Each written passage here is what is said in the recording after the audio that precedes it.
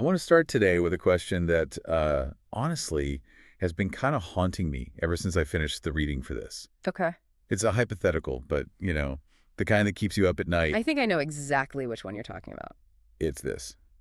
What if the absolute worst mistake of your childhood, that one moment where you just failed someone you loved in the worst possible way, what if that didn't just fade? Mm-hmm. What if it followed you, grew up with you, and just became this shadow over your whole life?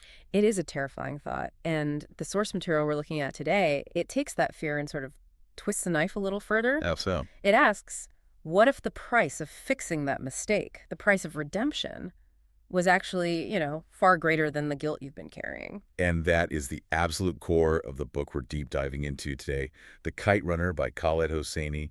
It came out in 2003, and I feel like for a lot of people, it sort of sits in this box of, books I had to read in school. Right, it's got that modern classic label, which can sometimes make people think it's going to be dry or academic or just a history lesson in disguise. Exactly. But when you really get into the analysis we have here, you realize this is so much more than just a historical novel about Afghanistan. Oh, absolutely not. I mean, the setting is crucial, and we will get into that. But the real mission of this deep dive is to look past the geography. We Yeah. want to uncover why this story hits people so hard, no matter where they're from. It's about betrayal. It's about betrayal. It's about the incredibly messy, often painful dynamic between fathers and sons. And I think mostly it's about the heavy, heavy cost of trying to be good again. And we should probably put a bit of a warning label on this one right up front. The sources are very clear. This is not a light read. Definitely not. If you're looking for something cheerful, this is not it. No, it's emotionally heavy. You're going to feel anger, frustration, a lot of sadness. But the analysis also emphasizes that the book balances that heartbreak with real hope. Right. It's a reflection on human nature, the ugly parts, but also the beautiful parts. So let's get into the mechanics of it. The whole story really rests on the friendship between two young boys in Kabul in the 1970s. We have our narrator, Amir, and his best friend, Hassan. And they are such perfect foils for each other. I mean, they're designed to be opposites. Let's start with Amir because reading the analysis of him, he's a tough hang. He is not your typical likable hero. He's not meant to be, which is a really bold choice. The sources describe him as deeply sensitive, insecure, but the main thing is this desperation. He is just starving for his father's approval. Hey, that isn't weak. It makes him vulnerable, it makes him jealous, and ultimately it makes him a coward. And then on the other side of that, you have Hassan. If Amir is all this messy human ego, Hassan is almost pure. The source notes even use the word ethereal at one point. He really is the moral anchor of the story. Loyal, brave, so humble. He just represents this idea of unconditional love. He's the standard that Amir is always failing to meet. There's a detail in our notes here that it broke my heart. It's about their first words. Do you see that? Yes, this is such a powerful little detail. The book notes that Amir's first word was Baba, his father. Of course. But Hassan's first word was Amir. Amir. I mean, that just sums up the whole dynamic, doesn't it? Amir is obsessed with his father. Hassan is obsessed with He Amir. sets up the whole hierarchy immediately. And speaking of hierarchy, we have to talk about that line. The one that defines their friendship. For you, 1,000 times over. It's iconic. But when you really think about what it means, it's just devastating. It's absolute unquestioning loyalty. And what makes it so painful is that, from almost the first page, that Amir just does not deserve it. But we need to zoom out a bit. Because this friendship, it isn't happening in a bubble. The forces all emphasize the societal context here. You can't understand them without understanding the class divide. Exactly. The text makes it very clear that Amir is Pashtun and Hassan is Hazara. And for anyone listening who might not be familiar with the ethnic groups in Afghanistan, this is a crucial distinction. So break that down for us. What does that mean for their relationship? Well, to put it simply, the Pashtuns have historically been the dominant ethnic group. They held the political power, the social status. The Hazaras are a minority group, and they've faced, intense persecution and discrimination for centuries. So they were seen as a lower class. A much lower class, often working as servants. So even though they grow up together playing the same games, Hassan is technically Amir's servant. So he lives in a mud shack on the property while Amir is in this big, beautiful house. Exactly. So in the eyes of their society, Hassan is inferior. And that adds such a dark undercurrent to their friendship. It's not just two boys playing. It's a master and a servant who happen to love each other. Precisely. And Hosseini, the author, is being very clever by showing us how Amir wrestles with this. Sometimes he's a friend, sometimes he mocks Hassan for being illiterate. He's reflecting these larger national wounds. It's not just one boy's betrayal, it's an echo of a whole society that's divided. Which brings us to the event that changes everything. The title of the book, The Kite Runner.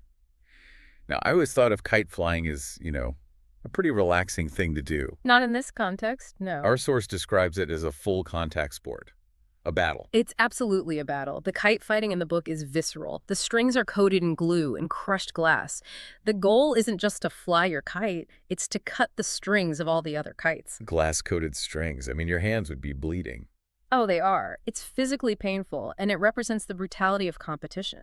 For Amir, winning this winter kite tournament is everything. He believes that if he wins, if he brings home that last kite, he'll finally earn his father's love. And he wins. He actually does it. He does. It should be the greatest moment of his life. But then comes the running. Hassan, the kite runner. He goes to retrieve that final fallen kite for Amir. And this leads to the turning point, the alleyway. Yeah. We don't need to get into the graphic details, but the source calls this Amir making a morally devastating choice. And it's the choice of silence. It is. Amir finds Hassan cornered by bullies. He sees something terrible happening, and it's happening specifically because Hassan won't give them the kite. He's protecting Amir's prize. And Amir he watches. He watches and then he turns and runs away. He chooses the prize over the person. He decides that that kite and the approval it represents is worth more than Hassan. That paralysis. The notes call it one of the most heartbreaking scenes in modern literature. And I think it hits so hard because it's not pure evil. It's cowardice. It's the kind of weakness we're all afraid we might have inside us. That is the key. If he were just a psychopath, you wouldn't connect. But he's just a scared little boy. And it raises the book's central question. Can a single act define your entire life? Because after this, the guilt just becomes his shadow. He can't eat, can't sleep, can't look at Hassan. And to make it go away, he does something even worse. He frames Hassan for theft to get him kicked out of the house. He doubles down on the betrayal. Just so he doesn't have to see the face of the boy he let down. It's tragic. He thinks if Hassan is gone, the guilt will be gone too. Of course, that's not how it works. It never is. But let's go back to the why for a second. And that brings us to the giant in the room. His father, Baba. Baba is such a fascinating character. He's this larger-than-life figure, rich, strong. There are legends about him wrestling a black bear. Which must be so intimidating for a sensitive kid like Amir. Oh, completely. Yeah. Baba is the classic archetype of masculinity. Proud, complex. And Amir feels like a total disappointment next to him. Amir likes poetry. Baba likes soccer. There's this huge emotional distance. But what's so interesting is that Baba has this very specific moral code he teaches Amir. Theft is the only real sin. Right. Walk us through that because it sounds a little simplistic at first. Well, it's deeper than that. Baba's logic is, when you tell a lie, you steal someone's right to the truth. When you kill, you steal a life. When you cheat, you steal the right to fairness.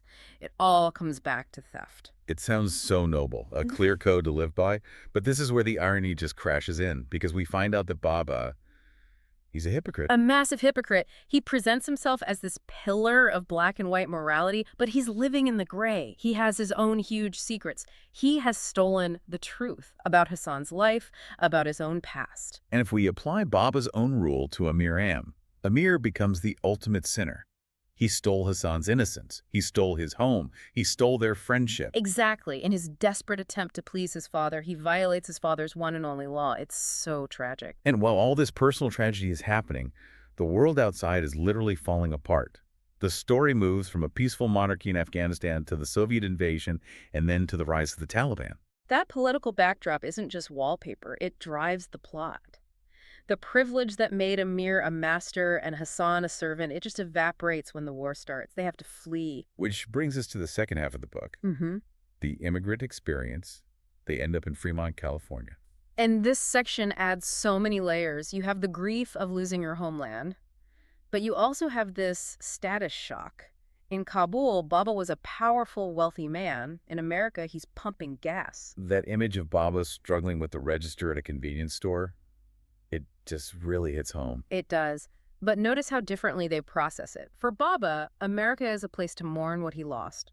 But for Amir, America is a place to bury his past. A clean slate. Exactly. Nobody in California knows what he did in that alley. He can reinvent himself. He goes to college, becomes a writer, gets married. He thinks he's escaped. But the source has that great line, something like, you can't bury the past because the past claws its way out. And it does, in the form of a phone call. Amir is an adult now, and he gets a call from an old family friend, Rahim Khan. And he says the line that kicks off the whole second half of the novel. There is a way to be good again. Chills. Every time. It's so powerful. It implies that goodness isn't something you lose forever.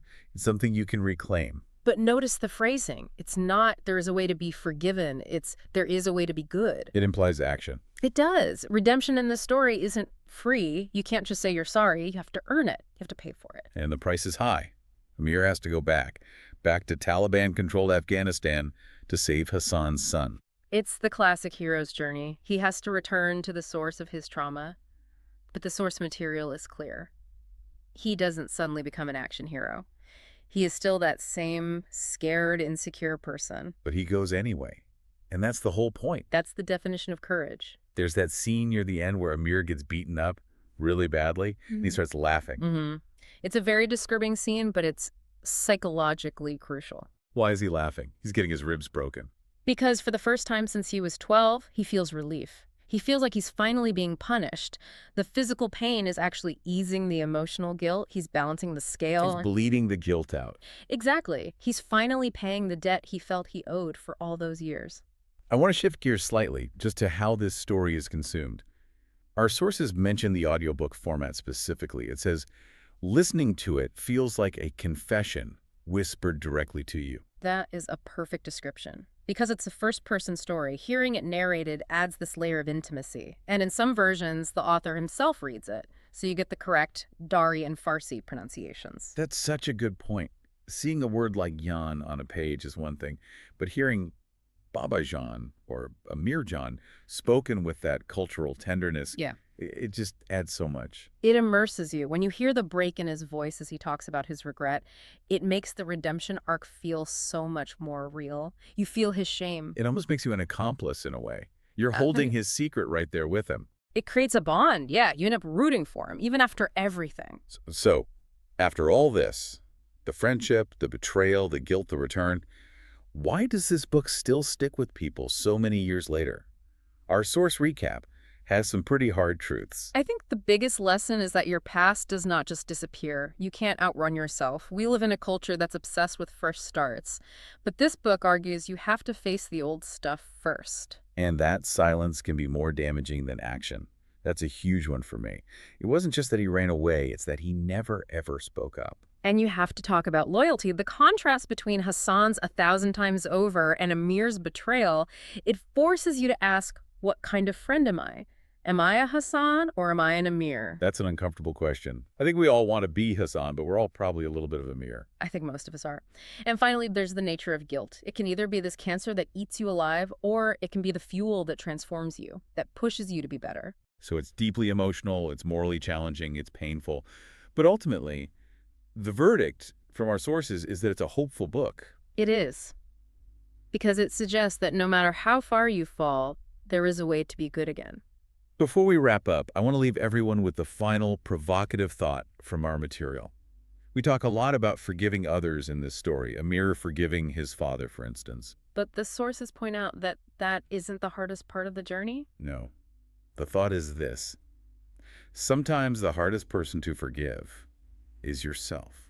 And that's the journey Amir is really on. He travels halfway across the world to save a boy, but really he's trying to save the part of himself he abandoned in that alleyway all those years ago. That's definitely something to chew on. Thanks for listening to this deep dive. We'll see you next time.